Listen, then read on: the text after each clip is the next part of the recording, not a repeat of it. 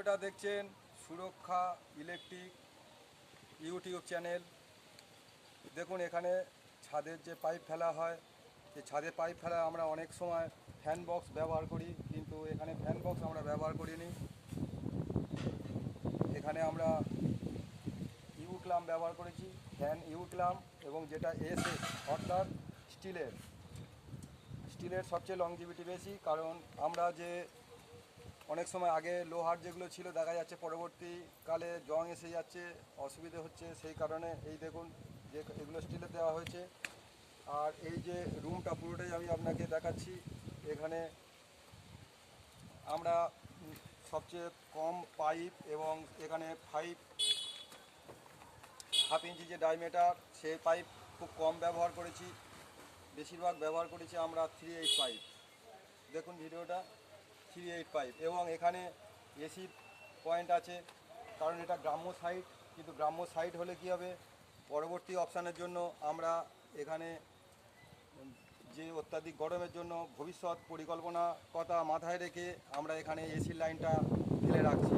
কারণ ভবিষ্যতে আর যে ব্যক্তির কাজ হচ্ছে উনি সমস্যার সম্মুখীন হতে হবে না, এবং ভবিষ্যতে ডেকোরেশন কমপ্লিট হয়ে গেলেও যে সমস্যা পড়ে অনেকে আমরা সারফেস করে নিয়ে যাই বাইরে থেকে, সেটা হবে না। আর দেখুন এই একটা পুরো রুমটাকে আপনাকে একটা ভিডিও দেখাচ্ছি। এখানে একটা আছে, এদিকে একটা বেডের দিকে একটা পাকার পয়েন্ট আছে, আর বেড ছাড়া আর একটা পজিশানে পাকার পয়েন্ট আছে।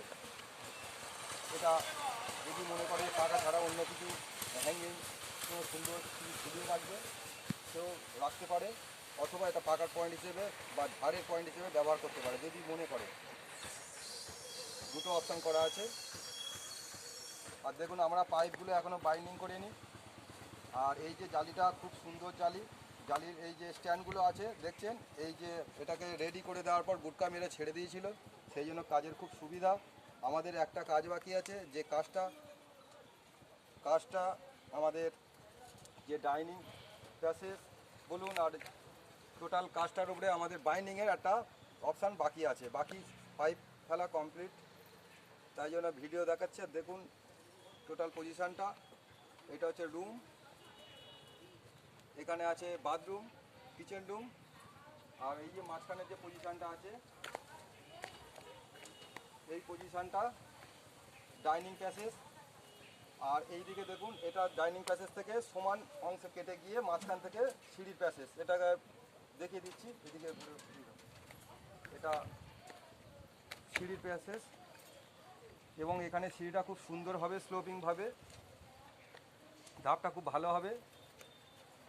আর এই যে রুমটার সেম পজিশান, এই দিকে সবচেয়ে বড় সমস্যায় মানুষের যে পড়তে লাগে, যেমন মনে করা যাক যে আগে থাকতে শুরুতেই যদি আমরা কোনো সমস্যাকে নির্মূল করতে পারি, সেটা একটা বড় সমস্যা দূর করে দেওয়া। যেমন এখানে এই দাদা ভাইয়ের বাড়িতে দুটো ছেলে আছে, তাই সেই কারণে আমরা এখানে কি করছি, 2 মিটারের পজিশান ভবিষ্যতের জন্য কমপ্লিটভাবে ফেলে রাখছি। পার্টিশান দুরকম করে দিচ্ছি, যাতে যখন ইচ্ছা এরা সিঙ্গেল মিটার থেকে ব্যবহার করার পরে পরবর্তীকালে এদের কোনো ঝামেলায় যেতে হবে না, যে কোনো কেউ মিটারটাকে 2 পার্টিশানে ভাগ করতে পারবে। সেইভাবে আমাদের পাইপ এখানে ফেলা আছে।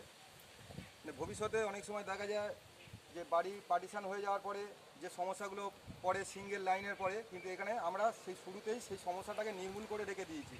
যে কোনো সময় এরা সিঙ্গেল করে নিতে পারবে।